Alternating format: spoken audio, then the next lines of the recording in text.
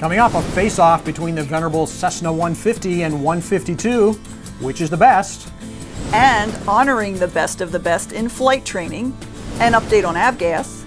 And this is more than just a flying car. Is it real? AOPA Live this week begins in just a moment. It's been called the most sophisticated single-engine airplane ever. But to the people whose loved ones are alive today, it's called a lifesaver. The Cirrus Airframe Parachute System, only from Cirrus Aircraft.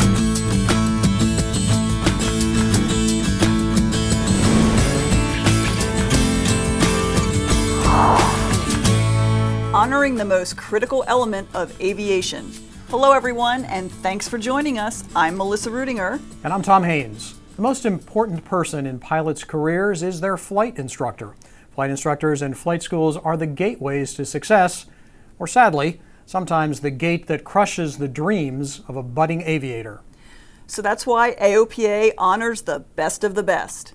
Those embodiments of creating confidence in an environment that's uncertain, leaving the ground and having somebody say, you can do it, you can go by yourself, is a monumental moment in aviation. It's one of the things that nobody ever forgets, but somebody trusted you that you're going to come back down and do it safely, enjoy it with a big old smile, and never forget that day. And for that, we owe the great flight schools of America that exist for their confidence in aviators to help grow, take some risk, but have a whole bunch of fun and instill this thing we call aviation. This week at AOPA headquarters, we presented the 4th annual Flight Training Excellence Awards. We asked students and pilots to review their flight training experiences, and that led us to nearly 800 flight schools and more than 1,500 instructors whose students said they were the best. And from that pool of excellence, we picked the best flight school of 2015. Paul Harrop reports. Okay, airspeed coming up. Okay, bring that nose. Now you can use it. It's a perfect day for an intro lesson in flight, and this future pilot has picked the perfect school to come check out. Okay, bring that up. Back towards you. Aero Venture Institute is doing a lot of things right. We started in 2010. It's a family-owned operation, so it's my father, my mother, and I. I'm the president and CEO of the company. Deborah Allen, my mom, is the vice president of operations, and Bill Allen, our chief instructor.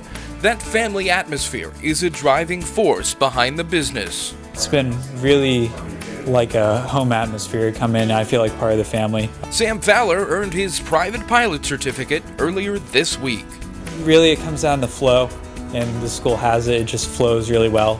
It's not mechanical. It doesn't feel step by step. Everything just it goes, and eventually you get there. So it's more like going down a river than climbing some stairs. When you walk in the door, it's very warm and cozy and welcoming. Yet at the same time, we are a professional operation. Our instructors do wear uniforms. A certain segment of our student population, the younger kids in the high school, the high school programs also wear uniforms.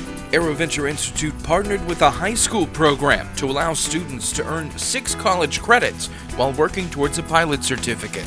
The class is every Saturday morning, so we're just coming for that and take it. And then the online course is quizzes and lessons that we have to read and take on our own time and get that done by the set deadlines. It's hard work, but the flight time and college credits motivate students like Jason Smith. It's good to know that I have a head start towards the college credits and all that kind of stuff.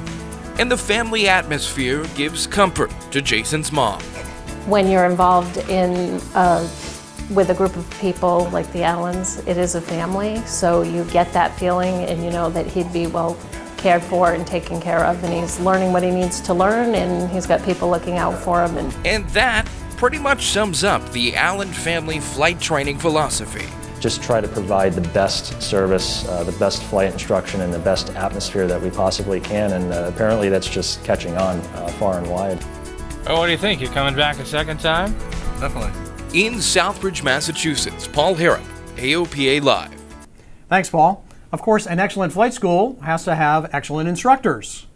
Individual flight instructors are crucial to bringing people into aviation. And this year, AOPA honors Todd Shellnut, a CFI and FAA designated pilot examiner from Atlanta, Georgia. Probably the best thing I like about flight instructing is the view from my office every day.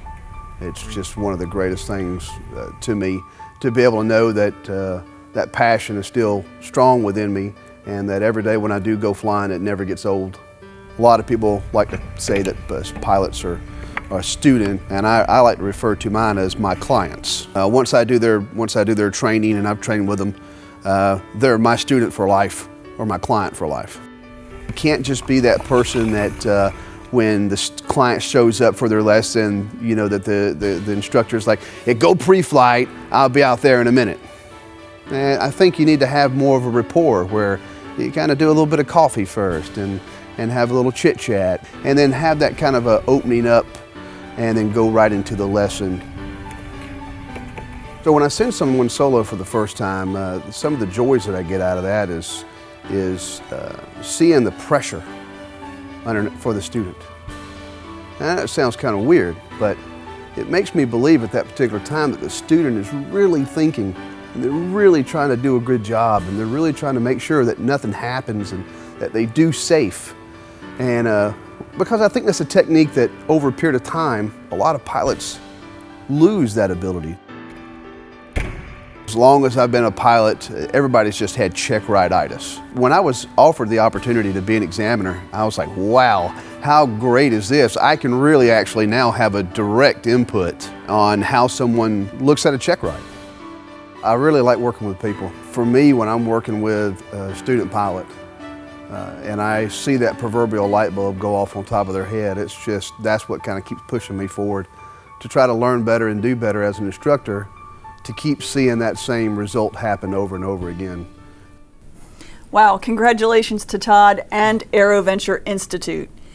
And Tom, AOPA gives these awards to encourage the best out of the flight training industry, and certainly a good flight school and a good instructor are key. How about your experiences? Yeah, I mean, my primary flight instructor, I was like 15 when I met him, and we lost him to cancer a few years ago, and I can still hear his voice in my head every once in a while when I'm out flying. So yeah, it's pretty neat, the impact that a person like that can have. How about you? Yes, well, I was in high school, and my first instructor was a World War II pilot, or a veteran, and actually had learned in Stearman's.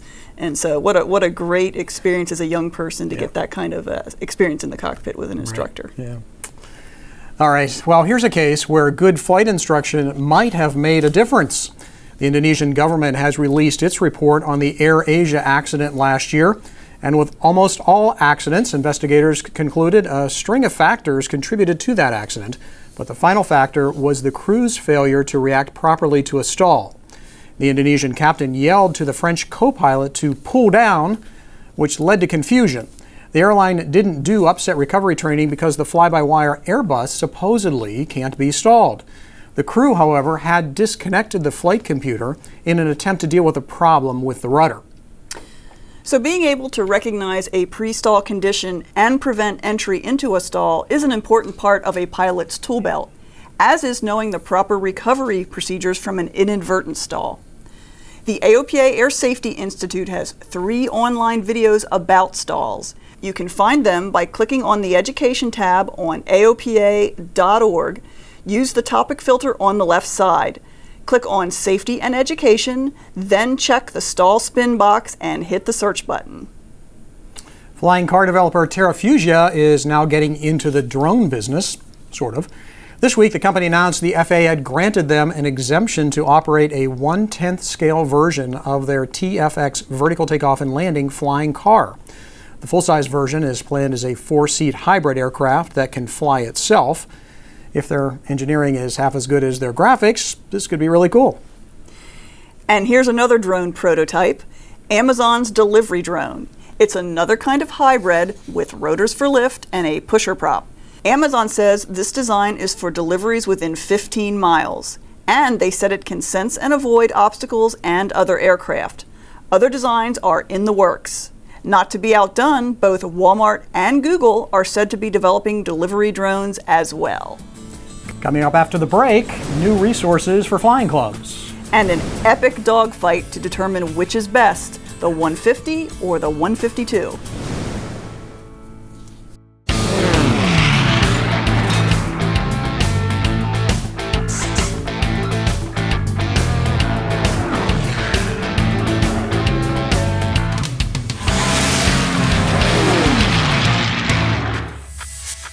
Brightline, instruments for professionals.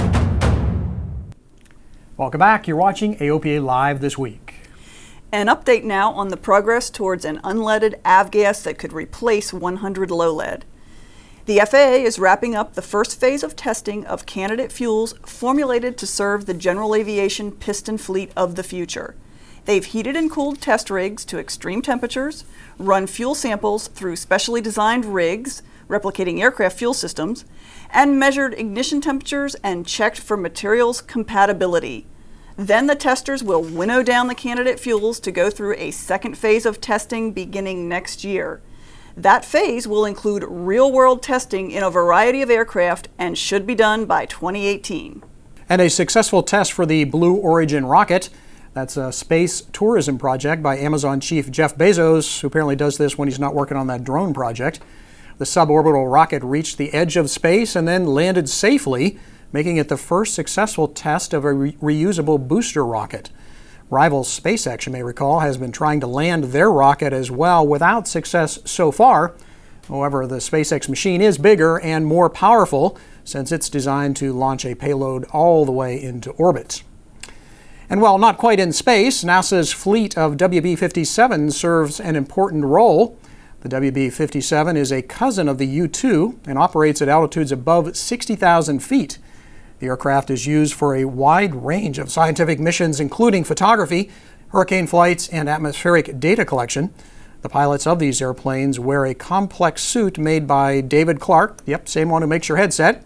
We had a chance to meet the pilots and see the suits in action. You can find the story at aopa.org.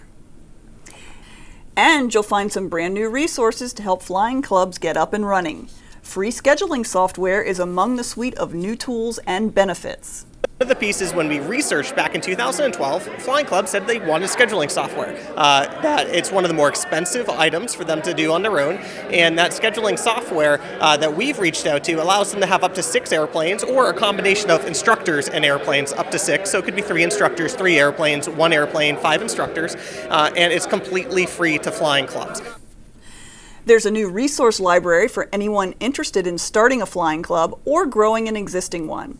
There's a checklist for starting a club, sample bylaws, articles of incorporation, and other useful documents. And for folks looking to join a flying club, the newly updated AOPA Flying Club Finder. And you can find it all at the URL there on your screen.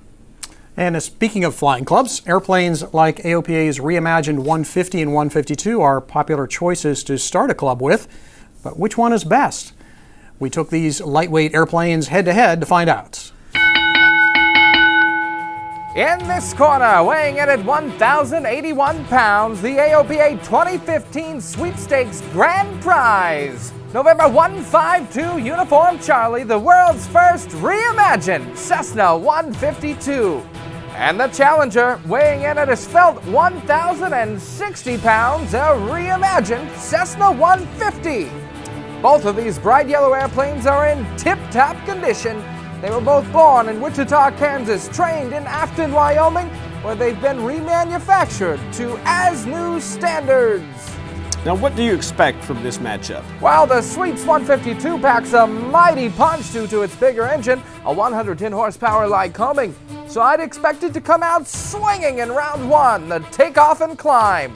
The 150 is about 25 pounds lighter and has an extra 10 degrees of flaps, so look for it to have the upper hand during slow flight and stalls. And what about the pilots flying today? Well, they're both pretty marginal, no advantage there. Well, conditions here at the National Aviation Community Center in Frederick, Maryland are absolutely perfect as these two Bantams taxi out to the runway. And the Sweeps 152 is pulling away as it surges ahead on climb out. Yes, the 152 definitely accelerates and climbs faster. Round 1 goes to the 152. Now for the speed test. At redline RPM, the 152 is noticeably faster. So round 2 also goes to the Sweepstakes 152. The champ is off to a great start, but we're about to play to the 150's strengths, slow flight and stalls. And look at this! The Sweepstakes 152 stalls first! A clear victory for the 150. Round 3 goes to the 150. We've got a real fight on our hands as we go into the turning contest, and look at those airplanes chase each other. The 150 is gaining rapidly on the Sweepstakes 152, and look, it's moved all the way to the 152's 6 o'clock position. The 150 wins round 4. So we're even as we go into the final test, approach and landing. Both airplanes are on final approach, but the 150 with 40 degrees of flaps has a lot more drag. It really decelerates. And they touch down and roll out together. Looks like round 5 is a draw. Yes, it is. Let's hear it for these two great trainers. And that'll do it for us today here at the National Aviation Community Center. Look for the Sweepstakes 152 to be awarded to its winner during the first quarter of 2016. All AOPA members are automatically entered into the drawing, so good luck to you. It's quite a competition. I think Paul Harrop, the announcer, had the most fun there, though. Of course, the real strength of these airplanes is how fun they are to fly. You can read more about the reimagined 150 and 152 in the December issue of AOPA Pilot Magazine. And, by the way, that yellow 152 could be yours in the AOPA You Can Fly Sweepstakes. Just make sure you've renewed your membership before the end of the year. And that does it for us this week. I'm Melissa Rudinger. And I'm Tom Haynes. Hope to see you back here next Thursday for another edition of AOPA Live This Week.